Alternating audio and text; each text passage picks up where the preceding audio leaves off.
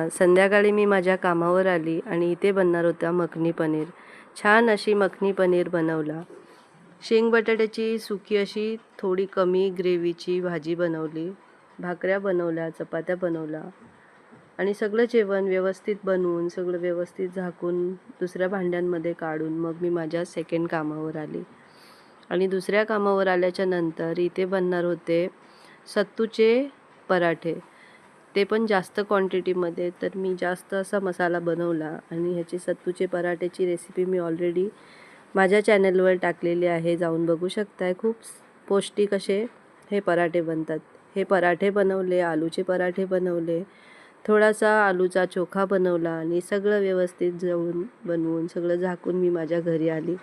आणि घरी आल्याच्या नंतर यांच्यासाठी बनवली होती ओली कर्दी. हिची रेसिपी पण माझ्या चॅनलवर आहे, जाऊन बघू शकताय. आणि आर्यासाठी आणि नरेशसाठी ओली कर्दी बनवली. माझ्यासाठी थोडीशी ड्राय मशरूमची भाजी बनवली. रात्रीची डाळ होती ती गरम केली आणि सगळं जेवण काढून घेतलं, जेवली.